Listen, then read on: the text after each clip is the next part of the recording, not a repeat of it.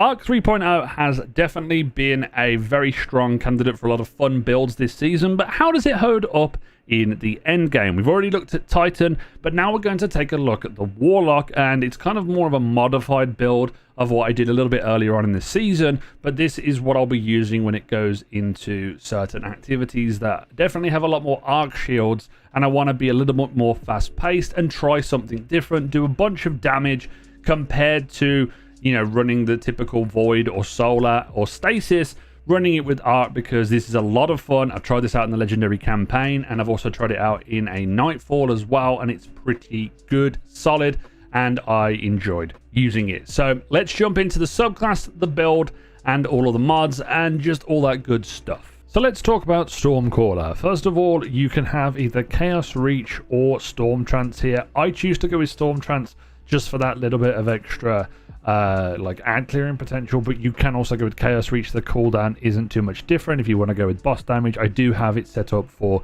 Storm Trance in the actual build itself. Now, for our aspects, we are going to be running Lightning Surge. This is the teleport ability, which is super fun. Allows you to jolt enemies when you blink forward, which is really cool after you slide. And this is going to be one of the primary focuses of the build.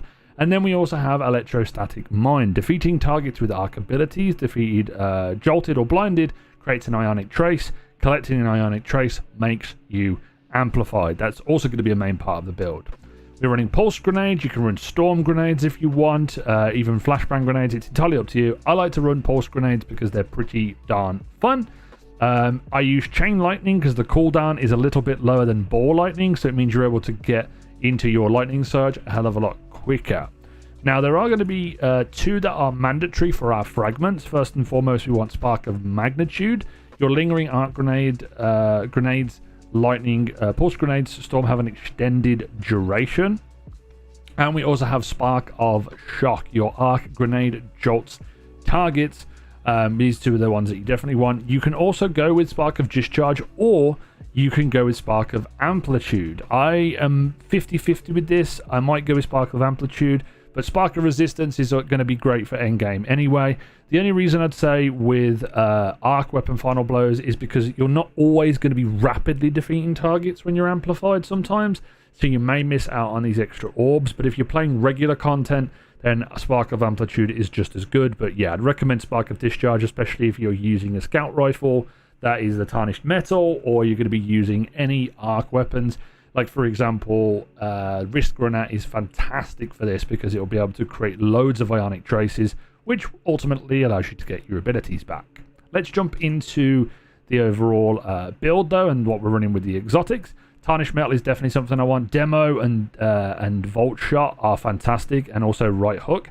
I am looking to get a Brigand's Law with Pugilist and also Volt Shot on it, which will also be great into playing into the build. I'm running a Reprieve, I'm leveling this up, and I'm also running a Galahorn. But for the build, Resilience, Discipline, as always. You don't really need to worry too much about strength. In lower end content, you can probably drop the Discipline and go into your strength stats, so you can get the cooldown even faster if you really want to. But we are running Fallen Sunstar, purely because it does allow us to create extra ionic traces. They move faster and grant you more ability energy. Nearby allies also gain the ability when you collect ionic traces, so you can just give a bunch of stuff to your teammates. Really, really good. You could also swap this out if you wanted to. If we go to the collections on your exotics, you could go for an all-round build and go with Eye of Another World, which gives you stuff back very, very quickly. You could also go with Verity's Brow if you want to focus down the energy weapon variant. You could also go with Winter's Guile, but there's a separate build which is more melee damage focused. This isn't that, purely because I am trying to make something that's a little bit more well-rounded and consistent, that isn't overly reliant on just the melee, because sometimes you get caught out. So let's run through the mods.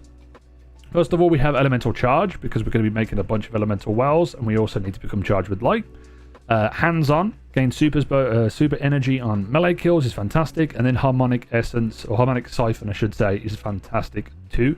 The reason we want Elemental Charge is because we're going to be getting Striking Light and Outreach. Outreach allows you to get your class ability back quicker, but Striking Light is when you defeat combatants with melee damage or sword spawns a orb of power, so you're able to get more orbs back, and also gain damage resistance against combatants while sprinting, so even more damage resistance. On the arms, forget about the 2 mods here. You can swap this out. I would usually go with momentum transfer because you're going to be using one of these for the seasonal mods anyway. And then we're running elemental ordnance purely for consistency when using your grenades. We're also running melee wellmaker as well. This is obviously going to help us because when we get kills with melee wellmaker, we are going to be able to generate a bunch of orbs. And then we're also running bountiful wells as well, which gives us double the amount of wells whenever we're using them. You could potentially drop either bountiful wells and also the elemental ordnance if you wanted to go more melee focused and go with heavy handed. This allows you to regain half of your melee energy when you use a charged melee ability, consuming 1 stack of charge with light. You could really focus the build around this, but I'm not doing that. All I'm doing is getting my abilities back, creating orbs to get into our super fun. And I love this build at this present moment in time, especially for Arc. I was running a bunch of Legend Nightfalls just to help get my rep up with a friend. We're running the same build and just teleporting everywhere and destroying stuff. So yeah, let's get my final thoughts on the build. Now, the first big caveat to all of the Arc builds that I make are that you need to make sure you play a bit differently to Void and Solar. Void and Solar have ways of giving you health regen that I don't think Arc has anything that it can really compete with. It has Spark of Resistance, and it has things that when you do melee damage, you can get regeneration. But in this specific case, you need to make sure that you play a little bit differently. You play a little bit with, it's kind of a risk reward, and make sure you always have an exit route when using this particular build. It will shock, it will jolt, it will destroy a lot of enemies, especially trash bar ads, but you don't want to be caught out in the open with no abilities or going up against the champion out in the open. The charge with light benefits are fantastic as well, and also just having to have uptime on all of your abilities. The exotic can be swapped out, so you don't always have to run the Fallen Sunstar. You can run Eye of Another World, or you can run an exotic that you feel might help you in a certain situation that's Arc related. Even Verity's Brow could be pretty good here, and just go with extra grenade damage. But the overall focus is going to be on our slide into doing a bunch of burst damage with the melee and making sure we kill all of the enemies. So yeah, that's going to be pretty much the build. I enjoyed using it. I'm going to be trying it out later on in the season when GMs come around. If you want to check out all the other builds, please make sure you go down to the description and look over there. There is a playlist for all of them, and there's also a dim link. Go and check out all the other links in the description as well for my socials to continue the conversation. We have a Discord over there, which if you want to join and post some of your own builds or talk about builds and such, we have a dedicated section there on the Discord as well.